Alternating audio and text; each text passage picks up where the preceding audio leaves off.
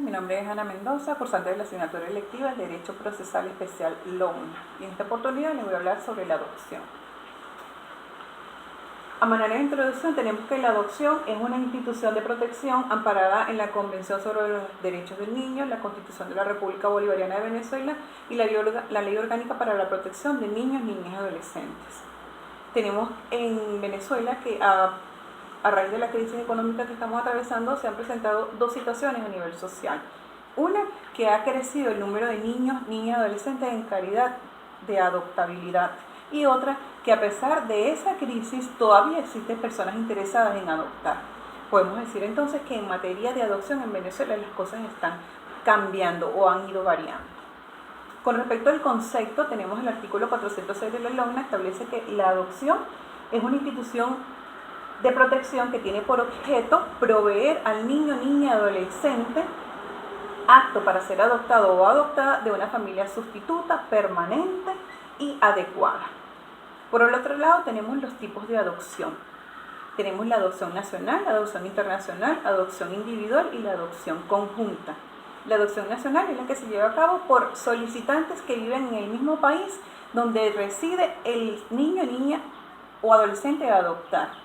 La adopción internacional, por su parte, es la que se lleva a cabo por solicitantes que viven en otro país diferente al que vive el niño, niña y adolescente a adoptar y al que se debe trasladar posteriormente este candidato a adoptar. La adopción individual, por su parte, es la que se realiza por uno de los cónyuges de ese matrimonio o de quienes vivan en unión estable de hecho, mientras que la adopción conjunta es cuando se realiza por ambos cónyuges o por ambas personas, tanto esa pareja que vive bajo esa unión estable de hecho. Con respecto a las características, tenemos en primer lugar que la adopción es una institución jurídica, puesto que está establecida en la doctrina, en la norma positiva. Otra tenemos que es solemne, puesto que se deben llevar a cabo una serie de solemnidades o de pasos o de requisitos que se deben cumplir para poder llevar a cabo ese proceso. Crea vínculos paterno-filiales entre el adoptado y los adoptantes y las familias de cada uno de estos solicitantes o de estos adoptantes. Es personalísima, puesto que desde que se inicia ese proceso de solicitud de adopción hasta que finaliza debe ser llevado a cabo por los solicitantes de manera personal. Produce efectos legales, ya que el niño, niña, adolescente adoptado va a tener los mismos derechos que tienen los niños biológicos y los hijos biológicos desde él, la o los solicitantes. Con respecto a las fases, el artículo 493 de la LONNA establece que la adopción consta de dos fases. Una fase administrativa, que es llevada a cabo por las oficinas de adopción y el equipo multidisciplinario del Consejo de Protección. Aquí también se incluyen a los jueces de mediación y sustanciación. En la fase judicial es la que se lleva a cabo por el Tribunal del Consejo de Protección de Niños, Niñas y Adolescentes y participan directamente los jueces. Con respecto a los requisitos para adoptar, tenemos en primer lugar la edad. Para ser adoptado, el niño, niña y adolescente debe tener menos de 18 años, a menos que éste ya haya estado incorporado en el hogar de estos solicitantes o sea hijo de uno de ellos. La capacidad para ser adoptante, otro de los requisitos, la capacidad para ser adoptante se adquiere posteriormente después de cumplidos los 25 años de edad. Con respecto al consentimiento, que es otro de los requisitos, se hace referencia al consentimiento que dan los padres biológicos para que se dé a cabo esa adopción. Ese consentimiento se va a dar luego que el equipo multidisciplinario le haya dado todas las orientaciones y las consecuencias que va a derivar de ese acto de adopción. Otro de los requisitos es la acreditación de los solicitantes. Luego de haberse cumplido toda la fase administrativa, el Consejo de Protección, Consejo de Adopción, las entidades de adopción, el equipo multidisciplinario deben emitir un acta de auto de adoptabilidad de los solicitantes y se deben hacer constar en autos, es decir, en el expediente. Con respecto a los requisitos que deben consignar los solicitantes, tenemos que, en primer lugar, ellos van a consignar un juego de 2 carpetas contentiva de los siguientes requisitos. Primero, solicitud escrita por él, la o los solicitantes, manifestando su motivación para la adopción. Segundo, 2 fotografías de cada uno de los solicitantes o del la o el solicitante. Fotocopia de la cédula de identidad de él, la o los solicitantes. Original de partida de nacimiento de él, la o los solicitantes. Original del acta de matrimonio o de constancia de unión estable de hecho si fuera el caso. Constancia de residencia pedida por la autoridad correspondiente, constancia actualizada y vigente de buena conducta, constancia de trabajo, donde se indiquen claramente los datos del trabajador, el nombre de la empresa, número de teléfono, el cargo que ocupa y el saldo que devenga.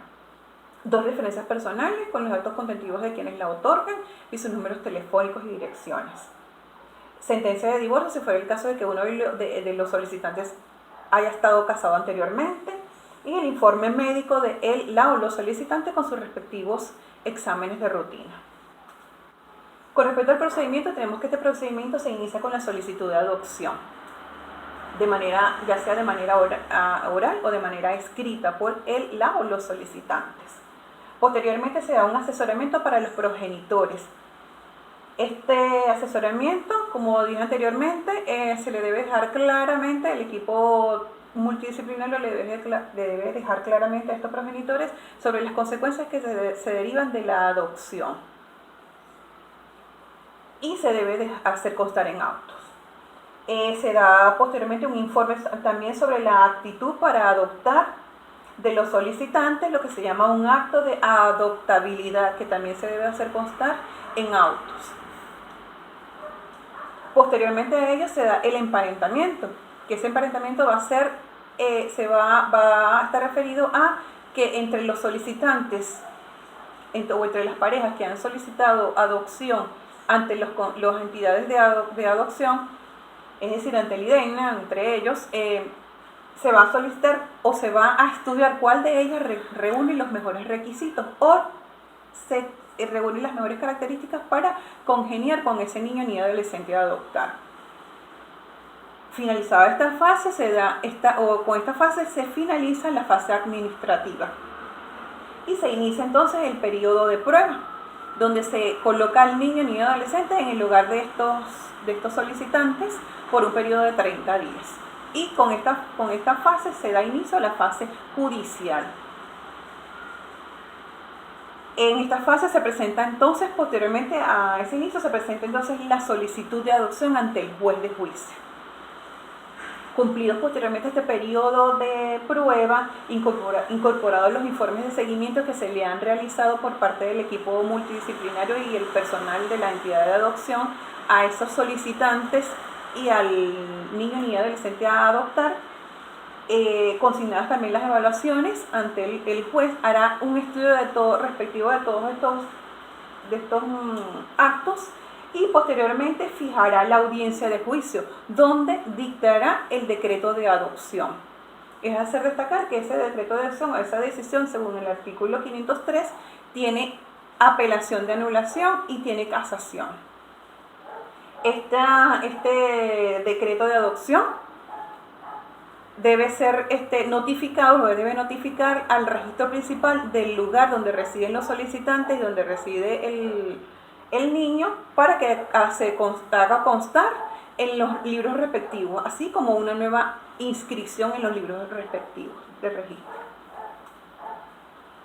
A manera de conclusión, tenemos que hoy en día existe en el mundo una gran cantidad de niños, niñas y adolescentes en situación de calle o de abandono, realidad de la que no escapa Venezuela, motivo por el cual sigue siendo la adopción la institución más idónea para garantizarles un desarrollo integral, así como el disfrute pleno de sus derechos y garantías.